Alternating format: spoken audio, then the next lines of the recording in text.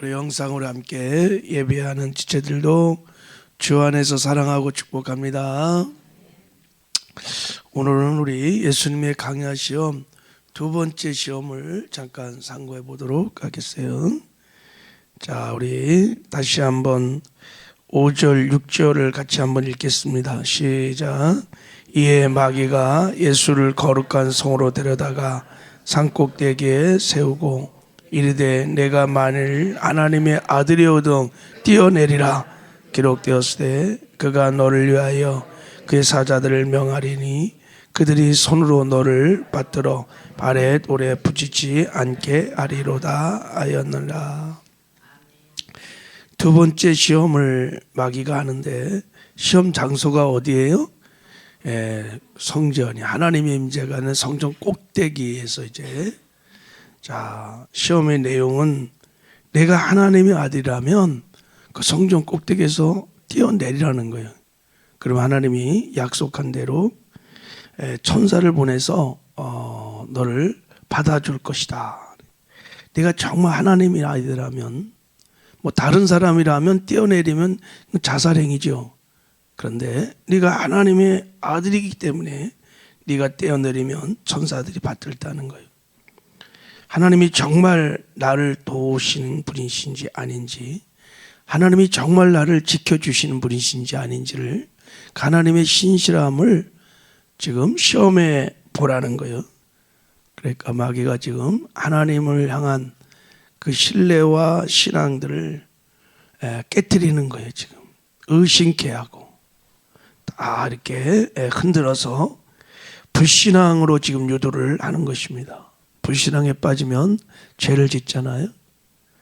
그래서 그 5절에 보면 이에 그랬잖아요. 이에 마귀가, 그러니까 마귀가 첫 번째 시험 때 예수님이 나는 스스로 힘으로 사는 것이 아니고 하나님만 의지하고 하나님의 힘으로 살 거다 그랬더니 마귀가 이제 그런 거예요. 그렇다면 내가 그토록 의지하는 하나님이 너를 정말 책임지는지, 하나님이 정말 너를 보호하는지 뛰어내려서 한번 시험해보고 증명해보라는 거예요. 그러니까 하나님에 대한 신뢰를 지금 깨트리려고 지금 이 시험을 하고 있는 것입니다. 자, 그런데 마귀가 지금 예수님을 시험할 때 뭐로 시험을 했을까요? 두 번째는 말씀으로 시험을 했어요. 말씀으로. 자기의 사악한 목적을 가지고 성경에 있는 말씀을 딱 뽑아다가 지금 말씀으로 하나님과 신뢰를 깨고 의심을 일으키고 불순종에 빠지게 해서 죄를 짓게 하려고 말씀을 인용했어요. 자, 마귀가 인용한 말씀이 시편 91편 11절 12절에 나옵니다. 자, 한번 제가 읽어볼게요. 내가 말하기를 여호와는 나의 피난처시라 하시고 지존자를 너의 거처로 삼았으므로 화가 내게 미치지 못하며 재앙이 내 장막에 가까이 오지 못하리니 그가 너를 위하여 그 천사들을 명령하사 내 모든 길에서 너를 지키게 하심이라. 그들이 그들의 손으로 너를 붙들어 발이 돌에 부딪히지 아니하게 하리라 그랬어요. 이 말을 지금 인용한 거예요. 마귀가 가져온 거예요. 이런 이 말씀은 정말 하나님을 의지하고 하나님을 피난처로 삼고 하나님께 순종하는 자를 하나님이 지켜주시고 보호해 주신다는 이런 뜻이에요. 시편 91편이 지존자의 은밀한 곳에 거하는 자를, 하나님을 정말 사랑하고 의지하는 자를 하나님이 지켜주시고 보호해 준다는 모세의 시지요, 시. 그러니까 이 말씀은 결코 불필요한 모험을 통해서 하나님이 도와주시는지 아닌지를 시험해 보라는 말씀이 아닌 거예요. 근데 마귀가요, 이 말씀에 앞은 다 잘라버리고 아주 악의적으로 중간을 딱 택해갖고 예수님을 지금 공격하는 거예요. 자, 6절 보세요. 한번 6절을 한번 다시 한번 읽어봐요. 자, 시작. 이르되 내가 만일 하나님의 아들이거든 뛰어내리라 기록되었으되 그가 너를 위하여 그의 사자를 명하시리니 그들이 손으로 너를 받들어 발이 돌에 부딪히지 않게 하리로다 하였느니라. 그러니까 이 시편 91편의 앞부분들은 다 떼어버리고 무조건 하나님이 붙들어 주겠다, 지켜준다는 식으로 말씀을 왜곡되이 지금 적용하고 있는 거예요. 그러니까 본문의 말씀의 의도 다 무시하고 자기가 필요한 말씀만 딱 뽑아갖고 지금 예수님께 공격하는 거예요. 봐라, 하나님이 약속하지 않으니 뛰어내려. 그럼 하나님이 너를 지켜준지 않은지 한번 시험해 보라고 지금 이렇게 유혹을 하는 것입니다. 마귀는 여러분 이렇게 하나님의 말씀을 가지고도 악의적으로 우리를 공격할 수 있다는 것을 우리가 알고 잘 분별하여 대적을 해야 합니다. 속지 말아야 돼요. 여러분, 마귀가 인간을 처음으로 공격할 때 뭐 갖고 했냐면 말씀 가지고 했습니다. 마귀가 에덴 동산에 딱 나타나서 하와에게 이렇게 말했어요. 하나님이 참으로 너에게 동산 모든 나무의 열매를 먹지 말라 하시더냐, 이렇게 말했어요. 참으로 동산의 모든 나무를 실과를 먹지 말라 하더냐, 이렇게 물었어요. 아니죠, 그죠? 하나님이 동산의 모든 나무의 실과는 먹고 선악을 알게 하는 나무만 먹지 말라 그랬어요. 근데 마귀는 딱 이 말씀을 왜곡해서 하나님의 어미를 무시하게 하고 하와를 여러분 불신앙으로 몰아갑니다. 자, 그때 하와가 이걸 분별해서 딱 대적을 했어야 되는데 쏘가요. 뭐라고 그러냐면 동산 나무의 열매를 우리가 먹을 수 있으나 동산 중앙에 있는 나무의 열매는 하나님 말씀에 너희는 먹지도 말고 만지도 말라, 너희가 죽을까 하노라 하셨느니라. 그래. 이때 하와가 만지지도 말라 그랬어요. 그런 말씀 하나님이 했어, 안 했어요? 안 했어요. 말씀을 좀 더 한 거예요. 그리고 죽을까 하노라 그렇게 말했어요. 정령 죽으리라 말했어요. 이것 또한 하와가 제낀 거예요. 그때 마귀는 그냥 그대로 틈을 타고 들어와서 너는 결코 죽지 않는다, 네가 그거 먹으면 너희도 하나님같이 된다 하면서 자기의 생각을, 거짓말을 싹 집어넣습니다. 그러니까 결국은 하나님과 신뢰가 다 깨지고 믿음이 깨지고 불신앙에 빠져서 죄를 짓습니다. 따먹어요. 죄를 져요. 마귀가 이렇게 예수님도 동일하게 이렇게 유혹을 한 것입니다. 그러나 예수님은 분별을 딱 하셨어요. 마귀가 왜곡된 말씀을 가지고 딱 들어올 때 딱 분별하여 대적하고 이렇게 말씀하셨습니다. 자, 7절 읽어요. 시작. 예수께서 이르시되 기록되었으되 주 너의 하나님을 시험하지 말라 하셨느니라 하시되 기록되었으되, 그래서 말씀을 딱 가지고 오셔갖고 마귀를 말씀으로 딱 대적을 하셨습니다. 주 너의 하나님을 시험하지 말라 그랬어요. 그러니까 마귀가 지금 성전 꼭대기에서 예수님께 뛰어내리라고 하는 것은 하나님을 시험해 보라고 한 것이 분명하죠, 그죠? 시험하지 마라 여호와를. 자, 예수님이 지금 말씀하신 인용한 내용이 신명기 6장 16절에 말씀을 예수님이 가져오셔서 마귀를 대적한 거예요. 자, 거기 이렇게 나와 있습니다. 너희가 마사에서 시험한 것 같이 너희 하나님 여호와를 시험하지 마라 그랬어요. 마사에서 어떤 일이 있었느냐? 출애굽 17장을 좀 봐야 돼요. 온 이스라엘 회중이 여호와의 명령대로, 하나님이 지시한 대로 신광야를 떠나서 하나님이 정한 노정대로 르비딤이라는 곳에 와서 장막을 쳤는데 물이 없는 거예요. 물이 없는 거예요. 아니, 지금 하나님이 분명히 명령대로 하나님의 인도를 따라서 신광야를 떠나서 르비딤이라는 곳에 왔어요. 그 물이 없으면 하나님 신뢰하고 하나님 의지하고 기다려야지. 하나님이 인도했으면 여호와 이레 하나님께서 다 준비해 놓았죠. 지금까지 그렇게 했으니까. 근데 이들이 막 원망 불평하면서 막 우리를 여기까지 인도해갖고 우리 처자식고 다 죽이려고 하느냐 하면서 막 모세에게 막 돌을 던지 막 원망 불평을 막 쏟아내고 있었어요. 그래서 하나님께서 모세를 불러서 야, 호렙산 바위에 가서 반석을 쳐라. 그럼 물이 나올 거다. 그래서 물로 먹입니다. 그때 하나님이 이렇게 말했습니다. 그가 그곳 이름을 마사 또는 무리바라 불렀으니 이는 이스라엘 자손이 다퉜으며 또는 그들이 여호와를 시험하여 이르기를 여호와께서 우리 중에 계신가 안 계신가를 하였음이니라 그랬어요.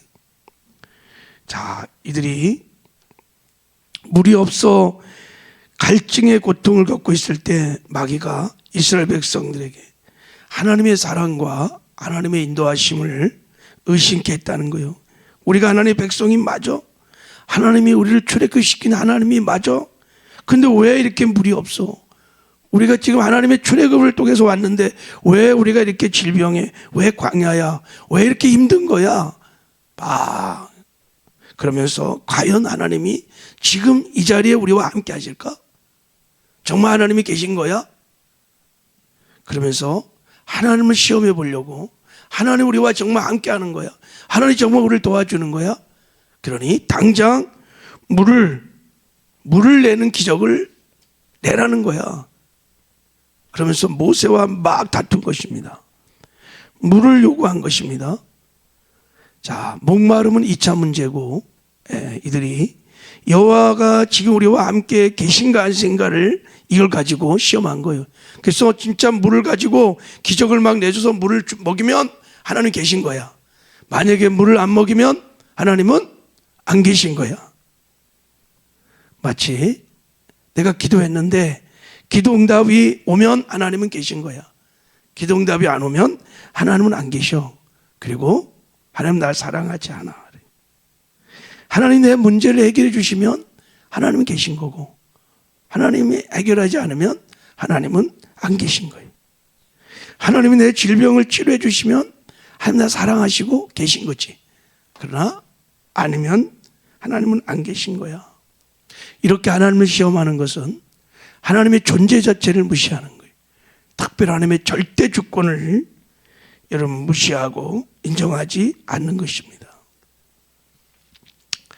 하나님이 가장 싫어하는 것이 바로 하나님을 신뢰하지 않는 것입니다. 하나님을 시험하는 거 이렇게. 지금 마사에서 이스라엘에게 충동질하여 하나님을 불신케 했던 이 사탄 마귀가 예수님을 성전 꼭대기에 올려놓고 예수님 하여금 하나님에 대한 신뢰와 이걸 다 깨트리려고 하는 거예요. 오늘 성도들에게도 우리를 벼랑 끝에 딱 세워놓고 하나님을 불신케 하는 것입니다. 하나님을 의심케 하는 것입니다. 하나님과 관계를 깨는 거예요. 그래서 마귀를 디아볼로스라고 그러는 거예요. 쫓게다, 갈라지게 하다. 나무에서 가지를 탁 잘라내듯이 관계를 깨는 거예요. 그래서 불신앙에, 불순종에 빠져서 죄를 짓게 하는 것입니다. 여러분, 우리도 이 사탄 마귀가 동일해. 시험이 지금도 똑같아요. 우리가 인생에 벼랑 끝에 딱 버릴 때, 야, 과연 마귀가 와서 말합니다. 하나님 너를 사랑하시냐? 내 삶을 이렇게 왜 방치하시냐? 왜 내 고통을 외면하시냐? 정말 하나님이란 분은 믿고 따를 만한 정말 신뢰한 부분이냐? 한번 시험해봐. 한번 시험해봐. 그래서 여러분, 이런 유혹에 빠지면 우리가 하나님을 얼마나 많이 시험하는지 몰라요. 내 기도에 응답하면 하나님 계시고, 응답하지 않으면 하나님은 안 계시고, 내 문제를 해결하지 않으면 하나님은 안 계셔. 하나님은 능력이 없어. 또 내 문제가 해결되면 하나님은 전지전능하시고 해득하고, 계속해서 하나님을 시험하는 거예요. 시험하는 거예요. 이렇게 하나님을 시험하는 신앙생활하는 사람이 마치 무당 부닥거리 하듯이 무당 불러놓고 다 구슬해서 해결이 되고 기도가 응답이 되고 막 그러면, 야, 신령하네, 하나님 계시네, 나 사랑하네. 근데 응답이 안 돼. 그럼 어떻게 돼요? 하나님 없어. 하나님 무능력해. 왜 죄종들이 이렇게 무능력한 거야? 다 이게 하나님을 시험하는 행동이. 이게 마사에 일어났던 사건입니다. 우리가 인생 가는 길에 마사가 있습니다. 그럴 때 마귀는 여지없이 유혹합니다. 의심케 하고 하나님과 관계를 깨고, 그때 여러분 분별하여 대적하고 하나님을 신뢰하시기를 바랍니다. 정말 우리가 하나님을 신뢰하고 하나님의 뜻에 순종하기 시작하면 하나님이 반드시 하나님의 때 하나님의 방법으로 도와주십니다. 이게 하나님의 뜻을 이루는데 필요하다면 하나님이 성전 꼭대기 때려내도 받아주실 거예요. 반석에서도 물을 내어 주실 것입니다. 할렐루야. 하나님은 그렇게 전지하시고 전능하시며 우리와 늘 함께 하시고 우리를 도와주시는 분이십니다. 여러분, 일상의 삶에 마귀는 끊임없이 이렇게 우리를 시험해요. 반드시 분별하여 대적하고 이기시기를 바랍니다. 자, 어떻게 우리가 이기느냐 얘기만 하고 마칠까 하는데, 여러분 욥기를 보면 마귀가 욥을 시험합니다. 자, 시험의 목적이 뭐냐면 욥이 하나님과의 관계, 신뢰를 깨뜨리는 거예요. 그래서 욥으로 하여금 원망 불평을 쏟아놓게 하는 거예요. 그러면 하나님의 주시는 축복이 사람이 원망 불평하면 싹 빠져나갑니다. 여러분, 마귀가 쓰는 전략이 하나님의 복을 빼앗는 방법이 밑 빠진 독에 물 빠져나가듯이 원망 불평을 하면 다 빠져나가요. 원망 불평이 뭡니까? 하나님을 불신한다는 뜻이야. 하나님을 믿지 않는 거예요. 관계가 다 깨지는 거예요. 근데 마귀는 어떻게 하나님과의 신뢰를 깨고 원망 불평을 할까요? 마귀는 사람은 세 가지를 치면 하나님을 신뢰하지 않고 원망 불평한다는 것을 잘 알고 있습니다. 세 가지가 뭘까요? 첫째는 돈이에요. 재물을 치는 거예요. 두 번째는 자식을 치는 거예요. 세 번째는 건강을 치는 것입니다. 그러면 거의 사람들이 다 원망 불평하고 그렇게 합니다. 그래서 마귀가 욥을 칩니다. 첫 번째, 재물, 평생 얻었던 재물을 그냥 날려버려요. 두 번째는 자식들 10명을 잔치하다가 쳐버리. 10명이 한순간에 다 죽어버리. 그리고 이제 몸에 질병을 머리부터 발끝까지 악성 종기로 칩니다. 질병을 쳐요. 자, 놀라운 것은 욥기를 보면 욥이 그런 마귀의 시험 중에, 엄청난 고난 중에 하나님께 원망 불평을 안 해요. 하나님께 절대 원망 불평을 안 해요. 오히려 감사에 찬양하고 기도하며 고난을 인내하며 버티며 이겨나갑니다. 어떻게 욥이 이겼을까? 두 가지. 자, 욥이 이렇게 고백합니다. 이르되 내가 모태에서 알몸으로 나왔은즉 또한 알몸으로 그리로 돌아가 올지라. 주신이도 여호와시요 거두니시도 여호와시니 여호와 이름이 찬송을 받을지로다. 이 모든 일에 욥이 범죄하지 아니하고 하나님을 향하여 원망하지 아니하느니라. 그랬어요. 하나님에 대한 절대 주권을 믿는 거예요. 인정하는 거예요. 하나님은 하나님의 뜻을 위해서 살리기도 하시고 죽이기도 하시고, 하나님의 뜻을 이루기 위해서 가난하게도 하시고 부유하게도 하시고 낮추기도 하시고 높이도 하시는 절대 주권자라는 것을 믿는 거예요. 그리고 하나님의 뜻은 언제나 선하고 언제나 옳고 하나님 존재 자체가 선한 것을 믿고 신뢰하는 것입니다. 할렐루야. 그러면 하나님을 의심하지 않아요. 그리고 두 번째, 욥은 이렇게 말합니다. 내가 가는 길을 그가 아시나니 그가 나를 단련하신 후에는 내가 순금같이 되어 나오리라. 그래서 반드시 하나님이 합력하여 선을 이루신다는 거예요.